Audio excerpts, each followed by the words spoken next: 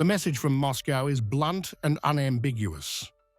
Russia's Foreign Minister Sergey Lavrov says the conversation on peace is very much alive, but insists the real obstacle is not diplomacy. Speaking exclusively to RT on Diplomatic Workers' Day, Lavrov declares that any genuine peace settlement would spell the political end of Ukraine's President Volodymyr Zelensky. I don't know what our delegation in Abu Dhabi will be offered. I had a conversation with them yesterday regarding this idea of security guarantees that Mark Rutte talked about yesterday in the Rada in Kyiv. And if this is what the Ukrainians went to Abu Dhabi with, I think this is just another reason to believe that Zelensky needs no peace. Lavrov confirms discussions are continuing, including talks linked to Abu Dhabi, but casts doubt on Kyiv's intentions.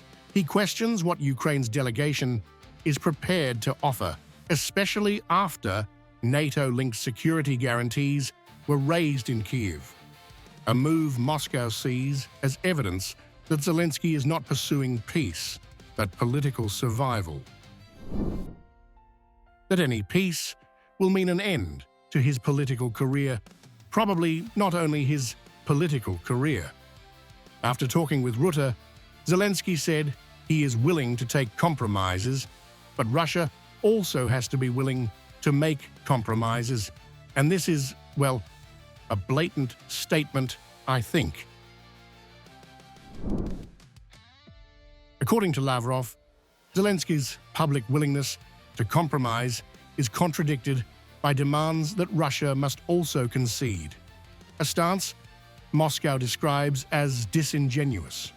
Lavrov argues that peace, for Kyiv's leadership, carries a personal political cost that explains resistance to a final settlement. But I think conscience and Zelensky don't go together well, and he thinks about nothing, I think, except his own survival. The Russian foreign minister contrasts this with Moscow's own diplomatic posture, citing earlier engagements with the United States, where Russia agreed to proposals and accepted compromises, expecting formal acknowledgement.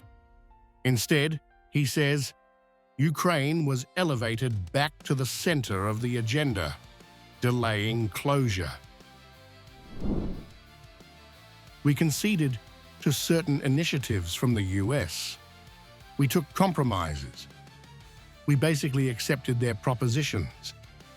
And then we waited for a long time for our American counterparts to announce that, yes, the agreement has been made. We have this and this and this. Lavrov accuses Europe of repeatedly revising and adjusting initiatives already approved by President Vladimir Putin, describing a process where terms are continuously altered. Despite this, he reiterates that Russia's position has remained consistent and unchanged. We supported the United States propositions, and Europe immediately rushed to Washington to tweak and adjust the initiative that had already been approved by President Putin. And they're still tampering with it. They're still trying to tweak it. The bottom line from Moscow: diplomacy remains open, talks continue, but patience is thinning. Lavrov says Russia is ready for a diplomatic solution, yet warns that shifting demands and political calculations in Kyiv are prolonging a conflict that, in his words, could already have been resolved.